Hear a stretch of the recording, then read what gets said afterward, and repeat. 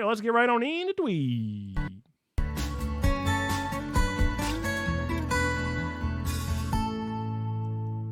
Welcome to TWIG, your weekly, geekly, family-friendly news show that tackles everything from Taco Bell's E3 to AI reading ancient text with some video games in between. If you're listening on the podcast version of the show, be sure to give us a good review. Click that like button if you're over on YouTube, or come and listen live on Twitch every Tuesday night at 8 p.m. Eastern. We're going to start the show, as we always do, with our watch, play, read. What have you been watching? What have you been playing? What have you been reading? Answer in the chat. Let us know. We would love to hear what you are engaging with right now live on Twitch. If you're watching after the fact, be sure to let us know down in the comment section down below. And you'll notice I am joined by one of our level 2 member guests today, so I'm going to let them introduce themselves and also answer what have they been watching, what have they been playing, what have they been reading. Take it away. I am the Mayflies. I have been playing Signalis and BG3. That's all I do. That's pretty much it. That's basically it. That's all I do. I love it. You know, you're nothing if not consistent, Mayfly, and I gotta respect it. I gotta respect it. Respect the hustle. How are we doing on our Dirge run? Number 2, I think. 3, maybe. Dirge run is going well. I found out some stuff about a very consistent NPC that is a slap in the face, which is so much fun. And I'm consistently at level 12, gaining XP at an alarming rate that I cannot use. Cam, you've lapped me. Commander Night with some friends playing Plague Tale Requiem and finished a re-listen of The Invisible Life of Addie LaRue. I am listening to Addie LaRue 4 chapters a day, and I have not gotten even close to finishing the listen. I think I'm right at around 60%. So you've been booking it through that. And I listen at 2x speed. You would think for sure. I just can't. I can't. I read too many books to read all of a book so quickly. I space it out really bad. So some of the things that I've been watching, playing, and reading, I've been watching all of the anime, all sorts of different anime. I'm super enjoying Shangri-La Frontier. It's probably my favorite that's coming out right now next to Frieren. I also have started watching The Daily Show again with the first episode that has been out since Jon Stewart has returned. I grew up on The Daily Show, and it was really fun to see him back in that role. I'm in a bit of a slump right now with games. I'm for some reason delaying playing Another Code, and I can't get back into it, and I can't find the time. I'm too busy right now, and so I'm in like a bit of a weird flow, but I am playing a lot of Slay the Spire on my phone, just logging the hours on that one and getting so mad. I get so mad at this game, just irrationally angry whenever something does not go my way. And so I have said some very mean words about this game, but I also enjoy it so much. And then I have been reading The Invisible Life of Addie LaRue, as the same as Humar Whithill, and I've been super enjoying it. It's gotten better. It was a little slow of a start for me, but once we were introduced to another of the main characters, I was able to pick up a little bit more on it. Sneaky says playing Fortnite, TLU 2, reading more Brandon Sanderson, and watching True Detective Night Country. Very cool. All right, well, let us know in the chat some more things that you have got going on as you walk in or enter into the chat, or if you're in the chat section down below. But we're going to go ahead and get into our first news story of the night. Taco Bell took the gaming world by surprise by hosting its own E3-style event, aptly named Taco Bell Live Más Live 2024, showcasing a mix of gaming presentation flair with its iconic menu innovations. The event, steered by rapper Armani White and featuring a speech from CEO Sean Tresvant, dazzled attendees with an array of new food offerings, from triple-decker tacos to vegan options and even ice cream tacos in collaborations with Salt and Straw. The showcase didn't shy away from embracing gaming culture elements, complete with celebrity appearances, crowd engagement, and even an award ceremony highlighting the most memorable Taco Bell-themed weddings and drive-thru moments. Among the flurry of announcements, including the introduction of Taco Bell chicken nuggets and Baja Blast ice cream, was the showstopper, pictured there a Crunch Wrap with a giant Cheez-It inside. This audacious pivot into gaming convention territory underscores the evolving strategies of non-gaming brands to capture the attention of the gaming community, albeit with a menu that blurs the line between innovative and outlandish. I'm a big fan of Taco Bell, so this one hit me right in the heartstrings. I just fell for this right away. I'm a big fan of the Crunchwrap as well, and I thought the Cheez-It was the funniest thing I've ever seen. I thought it was a meme. I thought for sure they were memeing, but I think they're serious. So what did you think about this one, Mayfly? I am not sure Taco Bell was ever not a gaming food. That's true. Yeah, Yeah, I I don't think I that's a don't great think it's point. ever not been gaming food. It really is. It's true. It's like this is the quintessential gamer. Like, I mean, they invented fourth meal, right? So this is like the you've been playing games all night long and you need something to eat. There you go. Taco Bell's there for you. So they're leaning into the meme, I think, and Yeah, I'm yeah. here for it. I will say I have never been a big fan of Cheez-Its, but I'm very tempted now by this giant crunch wrap with Cheez-It in between. I almost want I almost want them to just have a way to buy just the Cheez-It. There's got to be a way. There's got to be a way to get just the Cheez-It because I want just a giant bag of giant Cheez-Its, and that would make me the happiest I could be. So I'm hopeful that that's going to be a thing.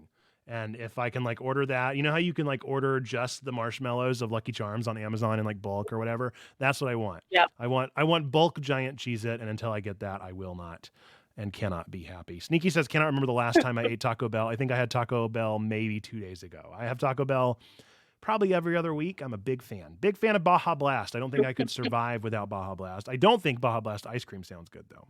I will say that. I'm sure it's going to be just fine, but it's not going to be very good. All right, we'll move into our next story on anime. Anime enthusiasts are facing disappointment as Crunchyroll announced that digital copies from Funimation will not be transferable to their new platform following the merger of the two streaming services set for April 2nd, 2024. This decision has sparked frustration among fans, particularly because it seems to undermine the value of digital ownership, a concern echoed across various social media platforms. The merger, which has been in the pipeline since March 2022, is leaving users in a lurch regarding their previously accessible digital content from Funimation. While Crunchyroll is working to expand its content offerings, the lack of support for Funimation's digital copies highlights broader issues within digital rights management and the evolving landscape of media consumption. This situation underscores the challenges and limitations faced by fans in the digital age, where the promise of perpetual access to purchased content can be precarious. Big words in that sentence, but a good one. Yeah, this is a weird scenario, a weird situation. I like it's so I don't own any of this. I don't own any purchased digital media. I don't think there's anything that I have other than Vigigames. And I guess that's true. Like that one is certainly a little bit concerning, but I just I don't know who are the folks that are buying physical TV shows and movies. I feel like there are some things that you just can't buy physical, I guess. But if I were to want free run forever, I would try to find a DVD copy. I doubt they exist, but I would try. And I would, if I saw it, I collected Dragon Ball Z for the longest time and I would always get those physical. So I don't know. I've never had this issue specifically, but it does mark like a tense time in the digital media sharing universe anyway. Yeah, it's kind of sad. I know a lot of people and some people that I follow on YouTube and stuff were really upset. And I can see why. I mean, if you think about it and you consume all of this anime or manga and you purchase it to own digitally via Funimation and it will now be gone. I mean, I'm sure people spend hundreds of dollars on this stuff. And now it's not transferable. They can't have it anymore. So if I was one of those people, I would also be very upset. My thought comparison is my Kindle. Like I think about my Kindle and I don't technically own any of those books beyond the Kindle purchase that I made. And if Kindle decided to stop offering them, then I have no choice but to kind of just be sad about it. Like there's nothing I can really do at that point, but a lot of the purchases that I make of ebooks and things like that are to directly support authors. And I try to buy from their sites where typically they will give me DRM free copies of things. They'll give me directly EPUB, documents or things like that. And that is hopefully this will bolster Humble Bundle. And I think isn't that what GOG does? Doesn't GOG do a DRM free copies of games? This will hopefully bolster that economy and we'll be maybe it's time that we figure out how to make DRM free content. And it's tough. It's tough, but I feel like the places where I would experience it are not very much affected in here. But if they were affected, I can certainly empathize and see where people are coming from with this one. I will say this is definitely not I get that it's news, but I think that this has been telegraphed for quite a while. I remember whenever this merger was announced like years ago, and I got rid of my Funimation account right then and there because I was like, well, I'm not going to continue paying, you know, $6 a month for something that's going to have the exact same thing that Crunchyroll is offering me. So you know, it's just such a weird situation. I feel bad for everybody that lost their content, and I hope that Crunchyroll finds a way to make it right. But it seems to be like kind of just stuck between a rock and a hard place. There's not really much to be done considering this is just kind of the nature of the business and as we kind of feel our way through the digital landscape. Speaking of Kindle and the business there, let's get into our next news story. Take it away, Mayfly. Whoop. Amazon is facing a class action lawsuit over recent changes to its Prime Video service, where Prime customers are now required to pay an additional $2.99 per month on top of their regular subscription fee to enjoy ad-free streaming. This move has sparked controversy among consumers who believed their initial subscription fee covered ad-free viewing, a feature that has been a staple since Prime Video's inception in 2011. The lawsuit alleges that Amazon has breached its contract with subscribers and engaged in false advertising by modifying the terms for ad-free viewing mid-subscription for those who had already paid their annual fees. This change aligns Prime Video with other streaming platforms that have introduced separate ad-supported and ad-free tiers, but it has left many Prime users feeling shortchanged and questioning the values of their subscription amidst evolving digital content consumption practices. Yeah, I'm kind of thinking on this one. Almost made me cancel, but like not really, because I rely on it too much for various things. Like I gotta be honest. Again, this is another one where I like empathize, and like whenever Netflix did this, like it made me bummed. But at least they were like giving a lower option or whatever. Like they were at least making something lower available instead of lifting everybody's prices. Yeah. But by the same token, I have never seen my Prime Video subscription as a subscription to Prime Video. Yeah. It is Prime shipping. Exactly. Like I'm paying for Prime shipping, and they just happen to sometimes give me a couple movies and TV shows to watch. Like I've never really seen the relationship that we have as being one where I'm subscribing to Prime Video. But maybe that's just me. I have no idea. That could just be my particular take. Like I wouldn't have been surprised if they'd said, "No, we're disconnecting Prime and Prime Video. And now we're going to make you pay for Prime Video if you want to, and then if you want Prime shipping, that's a separate thing." So I don't know. Like, yes, they shouldn't have done this. The way they did it is skeevy and wrong. But at the same time, like it affects me none because I am already at the point where it's like Prime is a nice little bonus on top sometimes, and I'll watch ads, whatever. I grew up on it. It's fine. It's not ideal, and it's definitely not the best way to do it. But like, I don't know. I feel like it wasn't my thing anyway. Humor Waddell says same Nate. Yeah, that was kind of my relationship with them anyway. Yeah. Yeah. Speaking of the DRM free situation, we can go from this bummer news to some celebratory news. I always talk about Humble Bundle. I'm a big fan of Humble. Humble, the popular digital storefront and bundle provider, has achieved a remarkable milestone by raising over $250 million for charity since its establishment. Kamini Tiwari, VP of Social Impact at Humble, expressed deep gratitude for the community's support, highlighting the significant impact made in 2023 alone, with over $14 million raised for causes in health, crisis relief, equity, education, and environmental sustainability. This achievement underscores the powerful role the gaming community plays in supporting vital social issues through their purchases. Humble's commitment to social impact is further detailed in their 2023 report, showcasing how the funds have been utilized across their key areas of focus. Additionally, Humble continues to offer a variety of gaming bundles, such as Souls-likes, indie games, and even a Mega Man franchise pack, alongside their Humble Choice subscription service, which offers curated games monthly and contributes a portion of the membership fee to charity. The blending of gaming and philanthropy has not only created a unique ecosystem within the industry, but also sets a precedent for how businesses can contribute to global challenges. I still think this is super cool. I've thought Humble is cool since the day I found it. And I think that it is such a neat idea, such a neat concept. It reminds me of charity streams and just the whole concept of how our philanthropy, our generosity, our stewardship of our finances can be directly tied to our entertainment in a way that is ideally healthy and clearly making a pretty large impact. Yeah, no, that's pretty neat. That's pretty neat. I like it. I like it too. And I think that I'll always take an opportunity to say, good job. for somebody raising money for charity, and I like the charities that they support, and I have been one of the supporters in many of them. So always good stuff. Plus, as I mentioned, with the whole situation with the digital games thing, this is just another avenue with which DRM-free games are given. So you're able to be given more access to your digital games and actual ownership of those games. And I think that's great as well. With that, let's get into some more good news. We'll see the spin that Mayfly puts on it here, because I know Mayfly's got spicy takes here, but this is pretty cool. Let's talk about it. I picked this one because of the historical context, Nate, okay? Mm-hmm.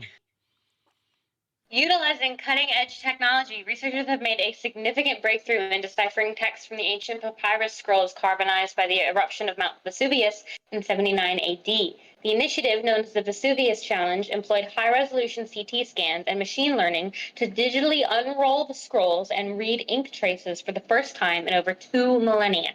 This collaborative effort led to the discovery of an original Epicurean philosophical text discussing food and pleasure, potentially written by the philosopher Philodemus.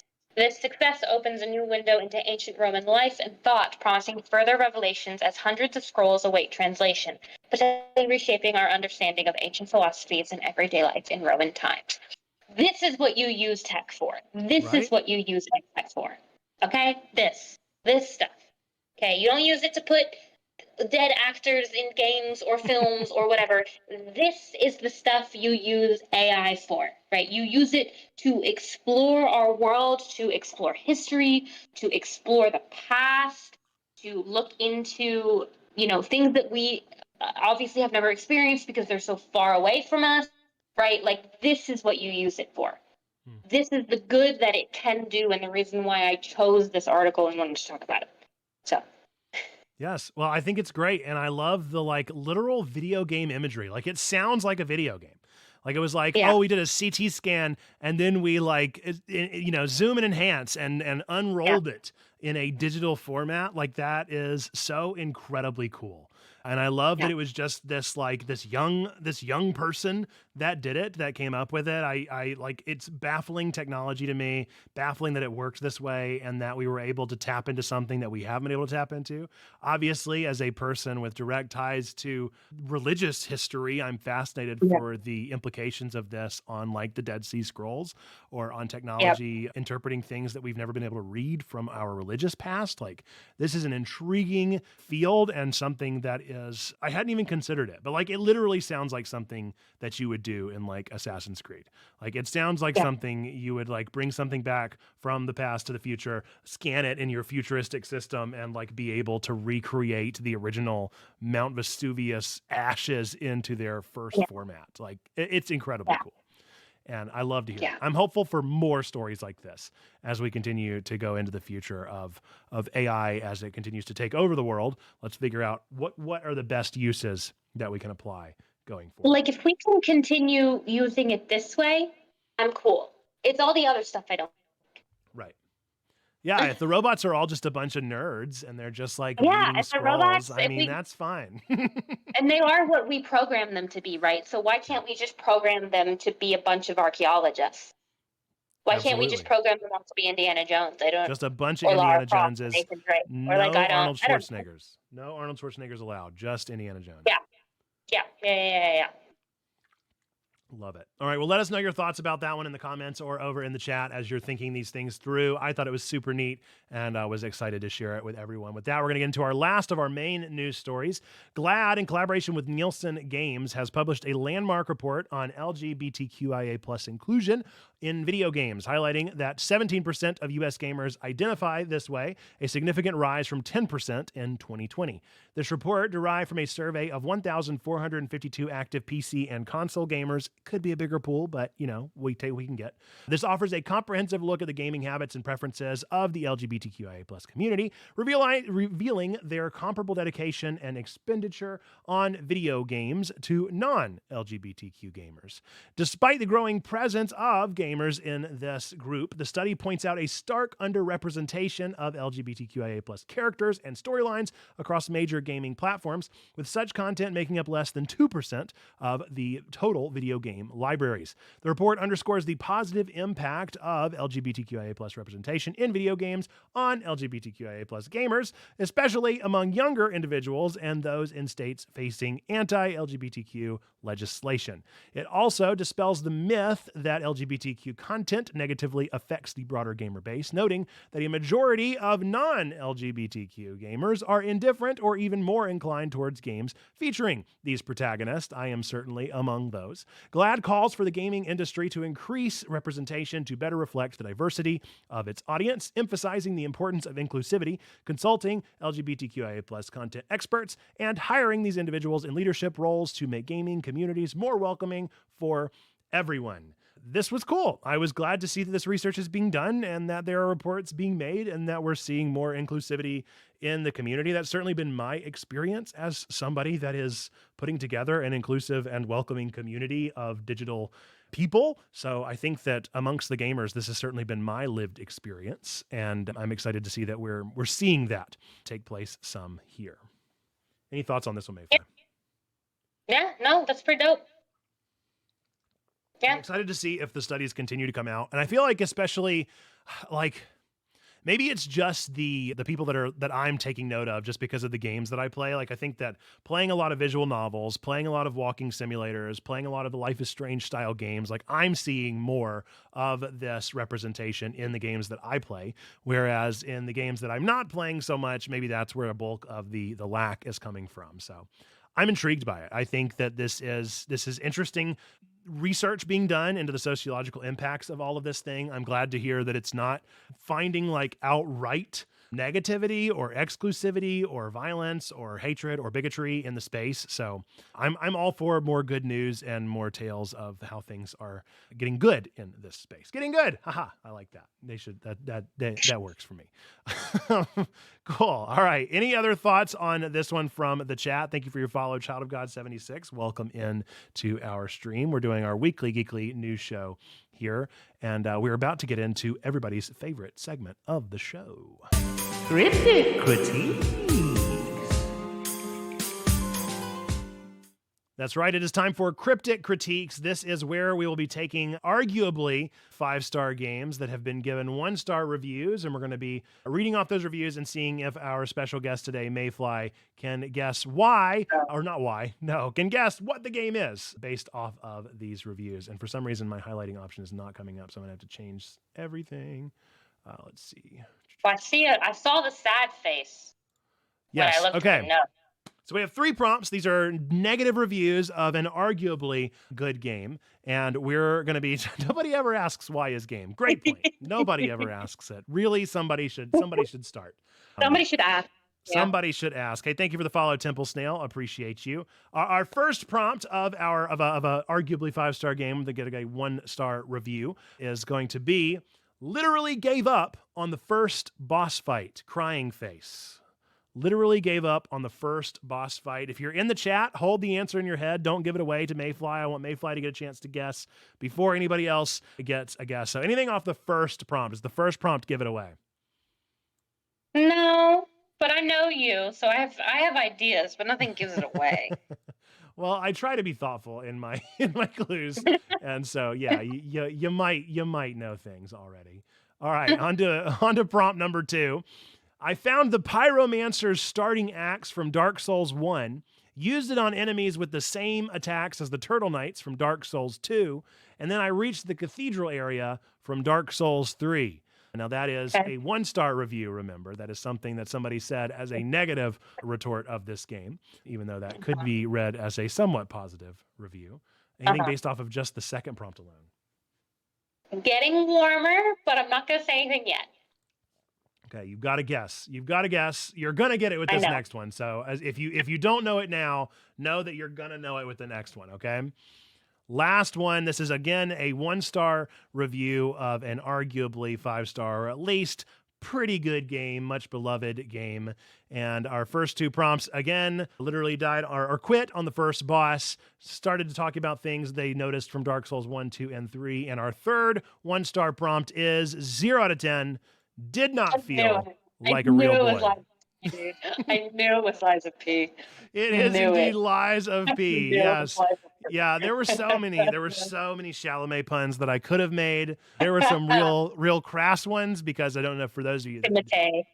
do or not know, but one of the big elements of this game is that you are upgrading your P organ, and that just Yeah. goes places. Yeah. And people really like to run with that one. So there were a lot of reviews that included some things that I could not include. We'll see if Buish shows up based off of that one. If Buish was our guest, I probably would have also considered. Honestly, Lies I of P. did.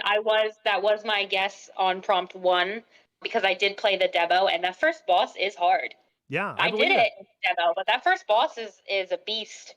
Yeah, a lot of people called this one out. One that I almost included, but had the literal name of it. But one of the 1-star reviews was "Lies of Plagiarism," and I thought that was really funny. there's definitely some overlap to be noticed between Lies of P and the Souls-like genre, but it was pretty. It was a nice game, and it was hard, and people enjoyed it. Not feel like a real boy. Me neither, dude. Me neither. Yeah, did not feel like a real boy in this one, and yeah. Let us know when you got it, if you had it on the first prompt as well, or if it took you till that third prompt, or even if then still you were stumped. But that has been everybody's favorite show, part of the show, Cryptic Critiques. Now we're going to move into our next segment of the show. Maybe not. There we go. All right, this is To the Discord. This is where this is news that you have submitted.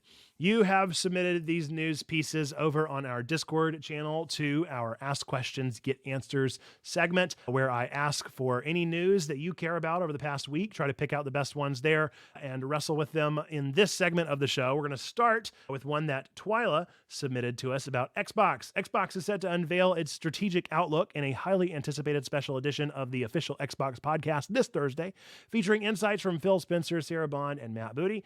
Amidst speculation about Xbox expanding its first-party game releases to platforms like PlayStation, the gaming community is on edge.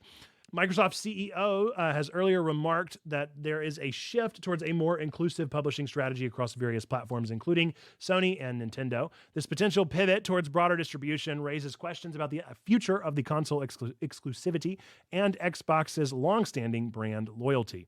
As the industry watches closely, the podcast could mark a pivotal moment in Xbox's approach to gaming in the digital age, challenging traditional boundaries and setting new precedents for the gaming ecosystem. Yeah. What do you think about this one, Mayfly? It's gonna be something. I think so too. I think it's gonna be a pivot. It's gonna be something. I was telling my fiance about it earlier, and he was like, he said some choice words that I will not repeat on the Checkpoint Church podcast. But he was like, well, then what are they gonna do? Because there's that, there's that whole theory that they are going to nick consoles entirely. Mm-hmm. And so my fiance was like, well, then what are they going to do? And I was like, you make a great point. But also, speaking of which, I may or may not have just signed up for a sweepstakes where you get a custom Dune console. So at the same time, it's like, whatever. Yeah. We'll see what happens. Yeah, I do think it's going to mark a pivotal moment, but we're already having a pivotal moment, arguably, with whatever Nintendo ends up doing with their next console. Like that's gonna shape the path going forward at least a little bit, even if it's more of the same. We're gonna all have one big sigh of sadness that nothing's changing in the Nintendo world. And Xbox is just kind of continuing, and the PS5 just keeps on chugging and is building its library slowly but surely with some good games in there. So this is like Xbox is kind of the one straggler that has just been continually like riding the coattails of available on Xbox Game Pass day one at the end of their trailers. Like that's really all they've been doing is kind of perpetuating that cycle and kind of being excited about it right after talking about Shirley. Tell us about it, Mayfly. Shirley Curry, affectionately known as Skyrim Grandma, has captivated the hearts of the gaming community with her passion for Elder Scrolls V of Skyrim. At 87 years old, with over 1.3 million YouTube subscribers and more than 2,200 videos, she is a testament to the universal appeal of gaming. Shirley's connection to Skyrim goes beyond mere gameplay. Her fans successfully petitioned Bethesda to include her as an NPC in the upcoming Elder Scrolls VI, a promise made in 2019. However, this is where it gets sad, y'all. With no official release date for the game and rumors suggesting it could still be years away, Shirley's heartfelt plea to Bethesda's Todd Howard at a PAX East event was simple yet poignant. Hurry up and finish Elder Scrolls 6. I want to play before I die. This statement underscores the deep emotional bond within game communities and the unique place Shirley holds within them, highlighting against time to see her digital legacy come to fruition and to experience the next chapter in a franchise she deeply loves. Now, love Skyrim Grandma, but you guys know I'm talking about Bethesda, so the earrings are coming off. Yeah. So I know that games have done stuff like this before. Most recent thing that I can think of is there was a Baldur's Gate player that played the first two with their father and shared that online. Larian picked up on it or something like that and basically made this person's father, who now has dementia, a full-fledged NPC within BG3 that you can find with, a mini quest line and notes and a backstory and all of these things, right? I would love to see something like that for Shirley in Skyrim. Do I personally, with my own opinions, think that Bethesda, A, has that on their time slate for Elder Scrolls 6 release timeframe? No. Do I think that they care about their fans that much? Also, I don't. But that is a personal opinion. I would love to see it happen, and I would love to see Shirley play Elder Scrolls 6 because I've been following her for years. But she is, I think Cam was saying, like 87. And my grandmother passed away at almost, she almost hit her 90th birthday a couple years ago. So time is ticking if they want to fulfill, their older fans' wishes. Do I have hope that Bethesda will follow through? No. But I hope that they do for her sake. Let's put it that way. Yeah, I'm hopeful as well. And I think this whole thing is hopefully a heartwarming story by, the time all's said and done. It's so hard with the extended gaming timelines and with these like the timeline hungry, market that we've created for video games. It's such a bummer. Yeah. But I am certainly hopeful. And at the very least, like, let's be real, they're working on characters. Like, why can't you? Obviously we want her to be able to play it as well, but even to be memorialized as a character is doable. And even if, like, I'm not quite as much of a cynic of the Bethesda scene, so I think they're probably fine with their fans. But even if they weren't, it's a heck of a story, and you can spin it, positive as possible. So it looks good, even if for ill intention. So they'd be foolish not to run with the energy and to take this and to make this woman's dreams while also making themselves look good in the time being. So we'll see. At this point, 6 was initially, talked about quite a bit ago, and the Skyrim itself came out 13 years ago almost. In November, it'll be 13 years. Well, it's also come out 2 times every year since then. So, I mean, that it's also, yes, correct. It's also come out 2 times every year since then. So they're, and they've had other projects. Yes, they've had other things to work on, but I don't know, something like this, I think, deserves something like that. And if someone like Larian can hear of a dad who's got dementia and can do something as in-depth as that, I think Bethesda for sure can do it. You know what I mean? Totally. So that's where I stand, right? But I'm also a Larian fangirl, so, whatever. I agree. And I think after the kind of middling success of Starfield, they'd be kind of foolish not to make Elder Scrolls their next focus. But who could say? I mean, I think that they'll do what they're going to do, and we're just kind of along for the ride. But I hope that they'll tell the best possible story and share a wonderful moment for Shirley and for her community that she's built, for her family, and for all the other things there. So like Cam says, the question is, how far out is it? It could be 8 years out, and that's why I'm saying even if it's 8 years out, there's no reason they can't start working on character creations and collaborating with her and bringing her into some of the early, whatever. I mean, there's things they can do. Something. Yeah. I mean, these projects like this start, especially as big as Skyrim. I mean, Starfield was 10 years in the making, and it, like you said, came to middling success, right? It so far on Steam still has pretty negative reviews. So And that was a new franchise. With such a beloved franchise like The Elder Scrolls, they've got to be at a point where they can at least bring her in for rudimentary voice work if they want to go that far. I'm not saying they have to, but if they wanted to go that far, this is the time to do it, when she's, begging them, hey, I'm old. Let me do it. Like that, this would be the time to do it. So Yeah. I hope that they do. I'm hopeful as well. With that, a little bit less hope. This is what was submitted by Kung Fu Carl. Disney and Epic Games are joining forces to create an innovative games entertainment universe aiming to merge the expansive worlds of Disney, Pixar, Marvel, Star Wars, and Avatar with the dynamic realm of Fortnite.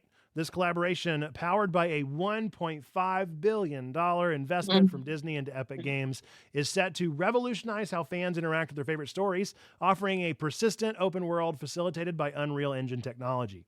Envisioned as a platform for players to play, create, and share their unique experiences and stories, this partnership promises a new era of engagement where beloved Disney narratives come to life in interactive, unprecedented ways.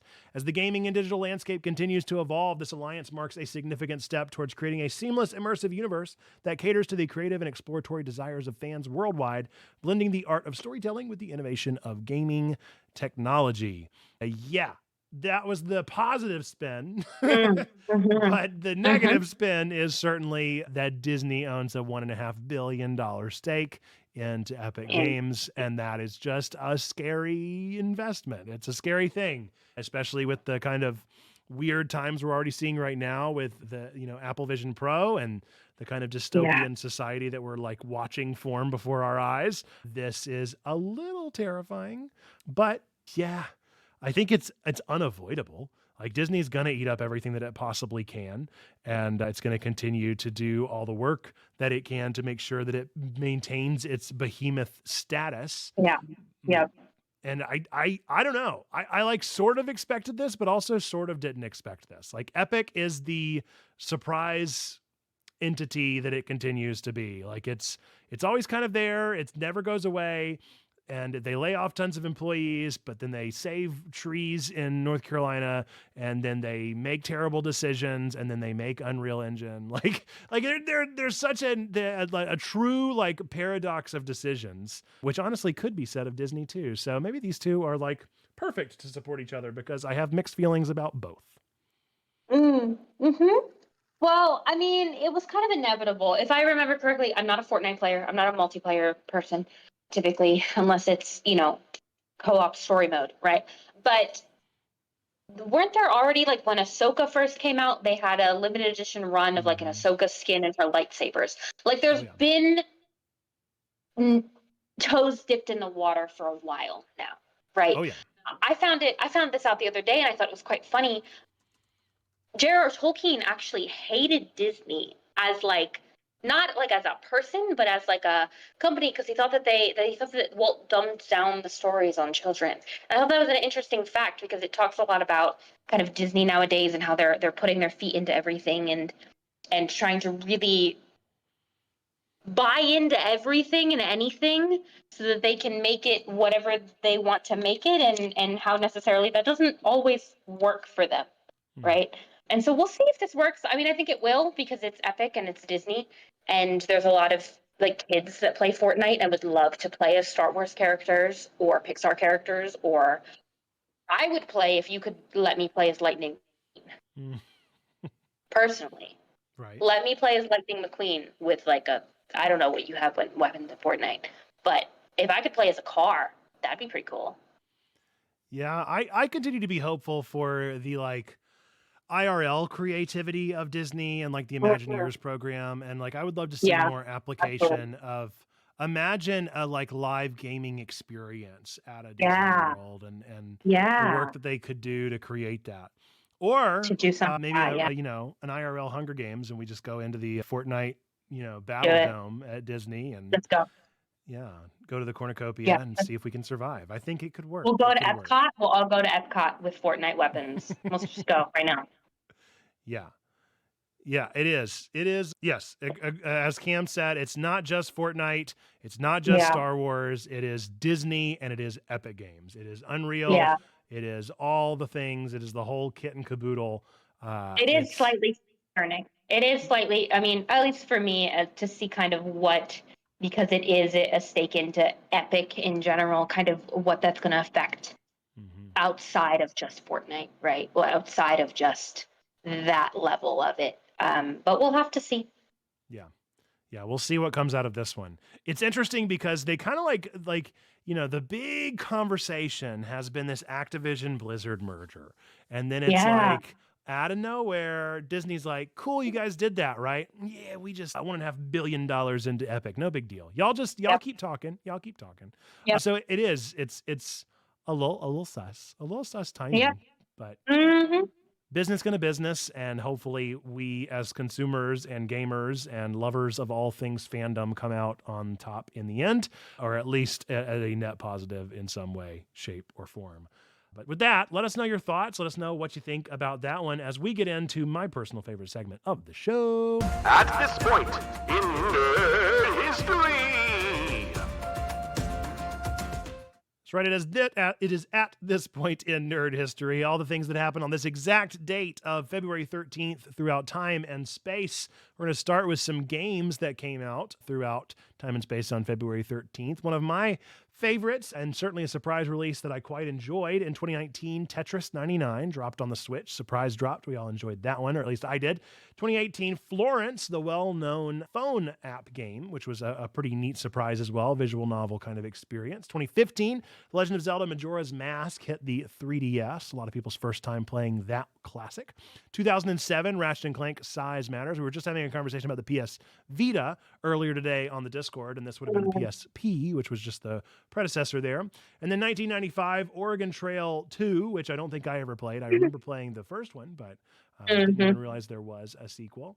And then kind of a fun one, 1976, Lunar Lander on the Tektronix 4050, which actually has, I think, a much longer title, but that was what I could shorten it to. Pretty interesting, you know, to see where games sort of got their start and their originator, and to hear consoles that we've never even heard of in today's day and age. So neat stuff. What movies? Mayfly? I'm not sure why I picked the movies section. I kind of didn't look at it, but now that I'm looking at it, I'm kind of regretting picking it. But here we go. 2019, Happy Death Day to you. The first Happy Death Day was not actually that bad. I mean, it was pretty bad, but it wasn't that bad. I heard the second one was terrible. I love campy horror, so campy horror movies are great. I heard the second one was real bad. 2015, Kingsman: The Secret Service. Never saw it. 2015, 50 Shades of Grey. We all remember when that came out. Weird that those two movies came out on the same day. I'll never get tired of looking at the two movies that came out on the same day and just... Why did we not have like a, you know how we had Barbenheimer? Why did we not have a 50 Shades of the Secret Service? Oh, no. Why did we not have that back then? I like it. Yeah, it's good. Great. It's good, right? 2009, Friday the 13th. One of the many remakes, I would assume. It doesn't say, but I'm going to... Reboot. Yeah. Okay. 2004, 50 First Dates, which may surprise you guys, is one of my favorite. I love 50 First Dates. I love that you love it. It's one of my favorites as well. I'm not a huge Adam Sandler person, but I love and hate the concept, if that makes sense. Right? Like it's sweet as a film, but it's terrifying because it probably does happen. Yeah. It's probably my favorite. The Wedding Singer. Yeah. 98, The Wedding Singer, also Sandler. And 1998 again, Sphere. That one I don't know. I know all of them except that one. That is a sci-fi alien space sort of movie. Dustin Hoffman in the lead. So an interesting one there. I thought it was neat that two Sandlers came out and kind of very similar, because I feel like, was Drew Barrymore Wedding Singer too? Was there? I feel like so. I would say. Neat that they came out on the same day, 6 years apart, matching that chemistry. Yeah, Drew Barrymore was in The Wedding Singer as well. Yep. And then I think they had another one that was not as good. They tried to capture the magic and could not do it again. Yeah, they've been in a lot of films together. Adam Sandler likes to cast his friends that he's friends with in a lot of his films, so that's why there's a lot of people, because it's his production company and stuff. Yeah, so, Sandler movies of the 90s, says Sneaky Pigs. I feel like 50 First Dates was kind of the end. It was kind of the the end cap of the good Sandler era. We still got some more, but it never quite got to that point again. There were some that were okay after that, but never as good as that. And we didn't have we didn't have the 90s, like the Little Nicky era and the Happy Gilmore era. Like that was long gone. So Yeah. some random ones here to throw in, just two that are kind of surprising. The infamous, I know Sneaky was a big fan of Lost, so maybe he remembers this. The 2008 Hollywood's writers' strike, the 100-day strike ended today, a notable moment for TV lovers alike. And then in the year 2000, Charles M. Schultz's last original Sunday Peanuts comic strip appeared in newspapers because Schultz had died the day before. Which is sad and sweet all at the same time, to know that Charles Schultz got to do exactly what he loved doing for that long, and that we got the stories that he was able to tell for that long. So neat stuff. And now we know February 12th would have been the anniversary of his passing. So interesting stuff to be had by all. So not to end on a somber note, but we're going to end on a somber note with that one because of the pure factor of honoring that life of a creative. Let us know in the chat, did any of those games or movies or the random facts there at the end, were they notable for you in any way, shape, or form? But with that, we're going to go into our penultimate segment of the show.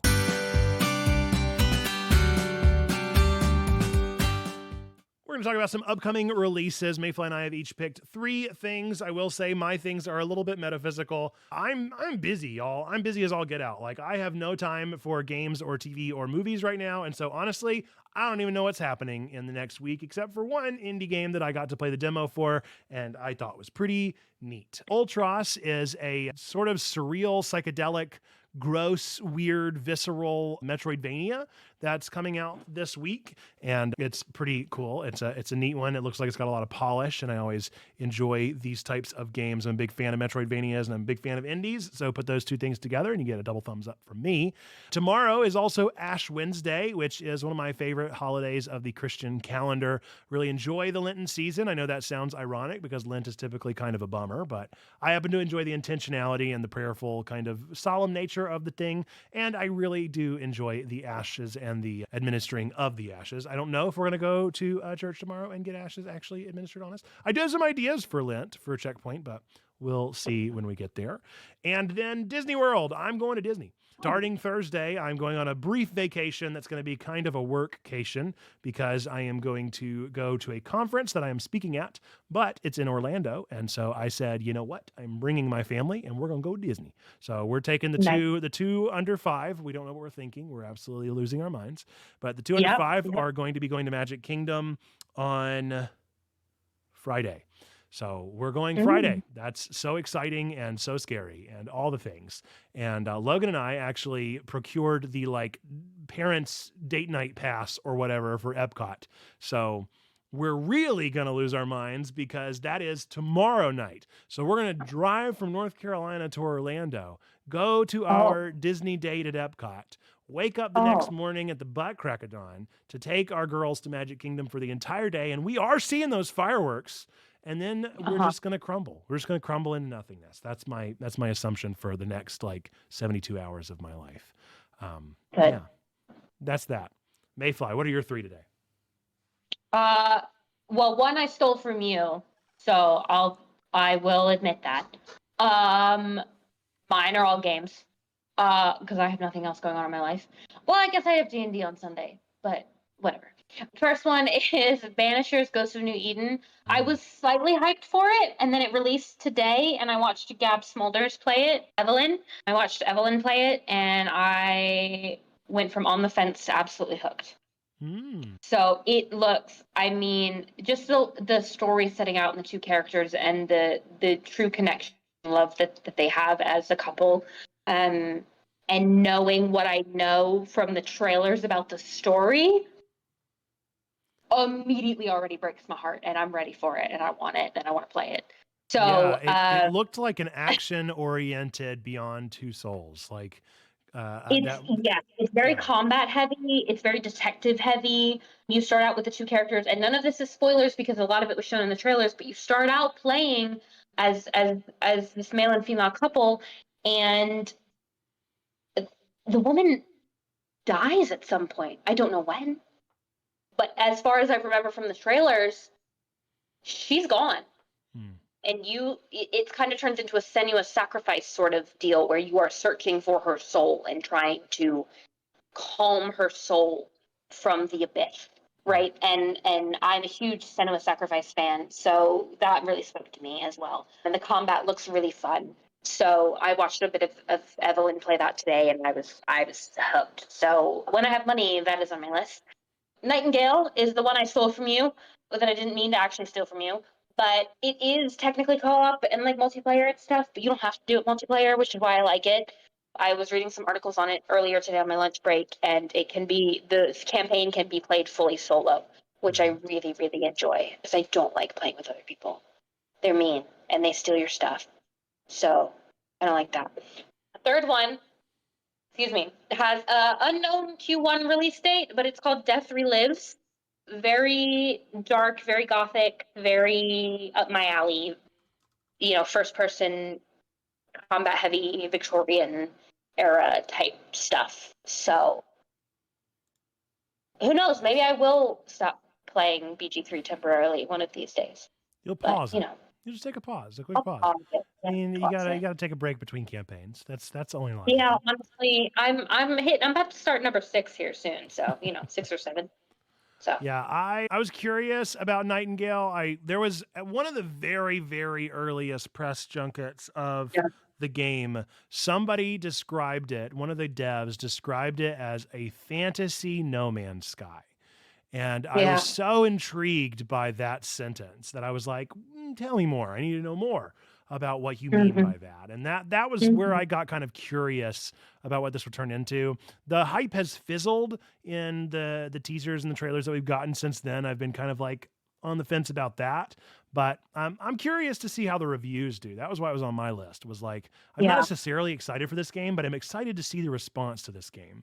And my assumption is that it's going to be a fizzle instead of a spark. I read an article on it today, though, about somebody from IGN or PC Gamer had 2 hours playing with the head of the studio, and basically the co-op part of it, you basically think of it like Magic the Gathering cards. You basically pull cards to shape the world that you are currently in. So anybody can pull a card if they get up to this top center point of the current realm that you're in and change the shape of the entire realm. They can add enemies, they can add weather, they can add, magic, they can add kind of whatever, which is really intriguing to me if you're playing on a multiple person server and people are defending this area or fighting to get to this area so that they can mess with it. Right? That's a really intriguing co-op experience to me. If anybody with the right cards really, literally, can go up and change the entire environment for everybody else. Yeah. I think we'll just have to see. I'm hopeful. Yeah. I'm hopeful. I almost feel like I wish that this one and Enshrouded had swapped, and that this one had been kind of nerfed by Pal World, and we had Enshrouded give more of a chance, because I feel like between the two of them, it seems like one of them was a little bit hungrier, and Enshrouded just got absolutely stomped on unfairly. So maybe people will get into that one eventually, but yeah. Curious times for games ahead. Let us know if you're planning on playing any of the things that we mentioned or watching any things that we mentioned. If you're going to show up at Disney World, I'll see you there, and we'll make that plan. But with that, we're going to get into our final segment of the show. Meme of the Week. It is time for our Meme of the Week. This week's Meme of the Week comes from the only maybe 30 Bats. It is a D&D quote, so the D&D conversation happening in the chat is very appropriate. Dungeons & Dragons is the most popular tabletop game with Americans because it allows them to fulfill their wildest fantasies, like speaking multiple languages and being able to make a living while freelancing. Very good stuff. Very good 100%. stuff. Very true. We could only hope. We could only hope and dream that D&D might be our real lives. If only. That's the story of my life. Yes. Totally. Every waking moment for me, as you guys know. If you would like to be considered for our Meme of the Week next week, be sure to use our Memes and Goofs channel of our Discord, especially with Discord in the chat, to get access to that. And I typically choose the one that gets the most reactions of the past week, and it will be featured on the show. Let's see. Cam says, it is also easy to survive in D&D when you don't have to worry about food and you always get 8 hours of sleep. Oh, man, what I wouldn't give for 8 hours of sleep. That sounds amazing. I need a long rest so bad. Honestly, last night our neighbor's dogs kept us up tearing a hole through our shared fence that they then had to replace today. So I feel you. I get exclusively short rests, and even then, sometimes they're interrupted by Exclusively short goblins called my children. So very fun. All right, Mayfly, last bit of the show. Any shout outs, things you want to let people know? Where can they find you? Any of that good stuff before we close out? I am consistently only ever on the Discord. I am nowhere else. Play BG3. Also, play Signalis. Because I am thoroughly enjoying Signalis right now. It's a lot of fun. Top-down horror shooter thing. A lot of fun, lots of mystery. Definitely play BG3, but also consider Signalis. That was almost my Cryptic Critiques, and then I was like, I don't want to spoil anything for myself looking at bad reviews and seeing a spoiler. So wound up not doing that one, but maybe next time. We'll see. It's great. It's a great game. I love it. All right, folks. Well, we're going to actually end the show. We're going to end the stream as we end this show. So you can join us over on our Discord. We're going to continue hanging out for the next little while we get sleepy. So be sure that you are in our Discord community. We're going to hang out, play games, talk about whatever is going on in your lives. We'd love to see you over in that space. This has been Twig, your weekly, geekly, family-friendly news show delivered live on twitch.tv/checkpointchurch each week, keeping your family connected to the world of nerdy news. If you watched this far, you likely enjoyed this one. So remember to give us a 5-star in your favorite podcast app. Click that like button on YouTube, and remember to recommend the show to all of the favorite nerds in your lives. As always, thanks to our subscribers who make this show possible: Pineapple Pope IV, Wizen Lemur, Hman 1009, Buish, Kung Fu Carl 21, Twyla 27, Sneaky Vig 633, Nerd Pastor Nate, Teeny Christina P, X Mayfly, Splash Force Gaming 2, Maybe 30 Bats, Deacon Shannon LS, Perspective, Yakeem 4752, Strange Dun, Zando Calrissian, and Jate Live. And of course, all of you that watch us and support us with your views. We appreciate you as well. Is there going to be Twig next week? Yes, there will be Twig next week. We look forward to seeing you then with our special guest. We're not going to be having a level 2 member. Instead, a special guest from outside of the community will be joining us. We're very excited for that. And with that, we're going to wrap up this stream and also this show with our 3 things that we believe to be true about every single one of you out there. Whether you believe in God, don't believe in God, go to church, don't go to church, hate God, or hate church, we still believe these 3 things to be true about every single one of you. Number 1, that God loves you, like really, really loves you. Number 2, we love you. We want community with you. That's what we're doing here. That's why we host shows like this. That's why we host spaces like this. That's why we hang out on our Discord after the show. And number 3, believe that you, yes, you matter. You are a person of sacred worth. The world is a better place. Why? Because you are in it. Folks, with that, until the next time that I see you, whether it be on Discord right after this, or whether it be for Twig next week, or whether it be for another of our wonderful streams or things going on, I look forward to seeing you then. Till next time, bye-bye!